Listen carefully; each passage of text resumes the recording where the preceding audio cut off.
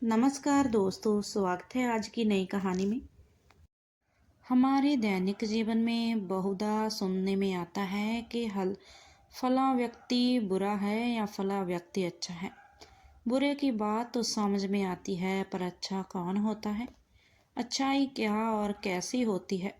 वास्तव में देखा जाए तो अच्छाई की किसी परिभाषा में बांध कर उसकी व्यापकता को सीमित नहीं किया जा सकता।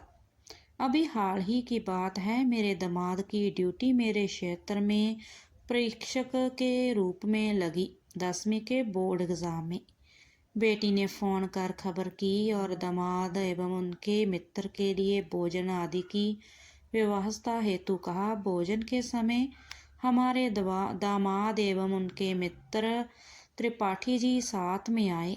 शुरुआत औपचारिक बातचीत से हुई, फिर डिनर टेबल पर भी बातचीत हुई, फिर विदाई के पहले बातचीत का आखिरी दौर चला। त्रिपाठी जी हमारे आवागत से अति संतुष्ट दिखे और उनकी जुबान पर भी वही बात थी। सर, आज का भोजन बहुत ही स्वादिष्ट रहा। आप लोगों से मिलकर बड़ा अच्छा लगा। कुछ मुलाकातें ज़िंदगी में हमेशा एक मधुर स्मरण बनकर ज़िंदगी का हिस्सा बन जाती हैं, और हमारे लिए आज की मुलाकात वैसी ही याद बनकर हमेशा ज़िंदगी में रहेगी। त्रिपाठी जी, आप एक पढ़े लिखे, सुलझे हुए एक अच्छे इंसान हैं, इसीलिए आप सामने वालों में भी अच्छाई देखते हैं। कहते हैं ना, आप भला तो जग भला। वैसे भी अच्छाई की परिभाषा हर व्यक्ति के स्वभाव के अनुरूप बदलती जाती है। त्रिपाठी जी एक टक मेरी तरफ देखने लगे और ध्यान से सुनने के बाद बोले, सर, आपके इसी तरह की सोच से अच्छाई का रास्ता निकलता है और सामने वाले के मन मस्तिष्क में सकारात्मक ऊर्जा का संचार करता है। धन्य है आपकी संतान जो आपकी छत्र छाया में इस तरह के विचार और संस्कार लेकर पले बड़े हैं। कभी समय मिला तो उनसे भी ज़रूर मिलूँगा। त्रिपाठी जी, हमारे पास धैर्य की बहुत कमी होती है, जिसके चलते हम बिना कोई देर किए सामने वाले के बारे में एक धारणा बना लेते हैं कि फलां बुरा है या अच्छा। अपने आसपास कोई भी घटना होती है, तुरंत अपना निर्णय सुना देते हैं। हम बड़े ही जजमेंटल होते जाते हैं, गुस्से से तिलमिला जाते हैं और अपना धैर्य खो बैठते हैं। अभी कुछ समय पहले की घटना है। पता लगा मेरा अपना एक परिचित सुधीर दास अपने बेटे बबलू का घर छोड़कर वृद्धाश्रम चला गया है। मुझे भी यकीन नहीं हुआ। उसके बेटे पर क्रोध आया और मुझसे रहा ना गया। उसी शाम उसके बेटे के पास जाकर बिना रुके जी भर कर डांट पिलाई।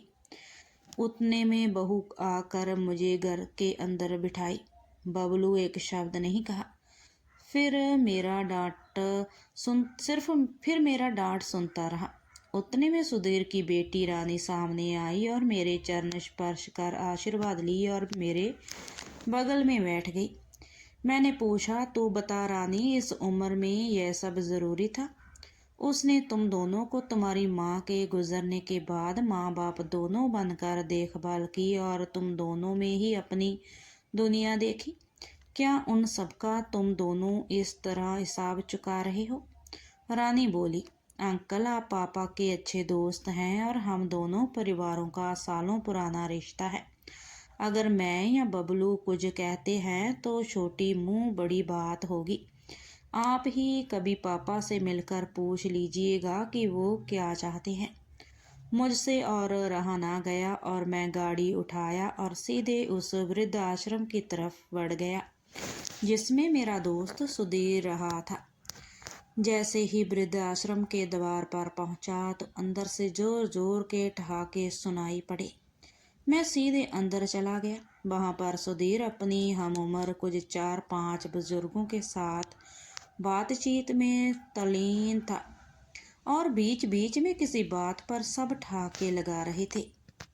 मैंने गुस्से से चिल्लाकर पुकारा, सुधीर, ये क्या तमाशा है कि तू घर छोड़कर यहाँ रहने को आ गया? यह भी जरूरी नहीं समझा कि एक बार इस दोस्त से विचार विमर्श कर लेता? मैं अभी तेरे घर से ही आ रहा हूँ। मैंने बबलू और रानी को खूब खरी खोटी सुना कर आ रहा हूँ। तू बैठ तो सही, सुधीर बोला। मैं वही पास में पड़े कुर्सी खींचकर बैठ गया।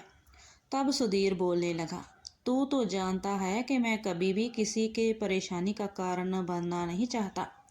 बबलू और रानी दोनों सर्विस में हैं, 2 छोटे बच्चे हैं, उनकी जिम्मेदारी अलग। चारों सुबह निकल जाते हैं तो फिर शाम को ही लौटते हैं। शुरू में बहू सुबह सुबह चारों का टिफ़िन बांध कर मेरे लिए भी खाना बनाकर रख देती थी और मैं दोपहर को गर्म कर भोजन कर लेता था। वह लोग बहुत चाह कर भी समय नहीं दे पा रहे थे। फिर दोनों ने यह फैसला भी कर लिया कि बहू नौकरी छोड़कर घर और मेरी देखभाल करेगी।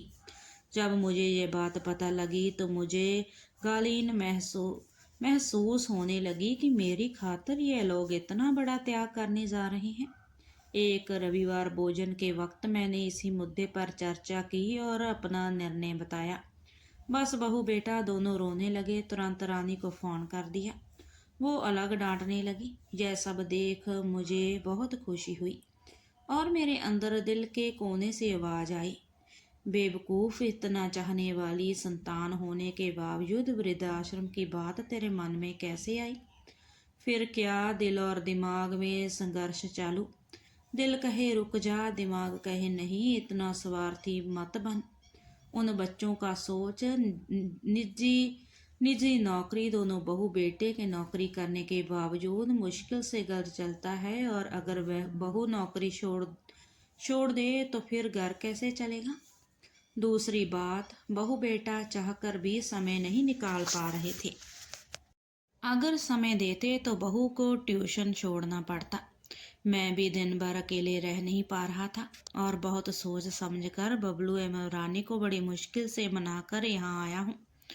इसमें उन दोनों की रत्ती भर भी दोष नहीं है, तो बेकार में ही उनको डांट पिला दी।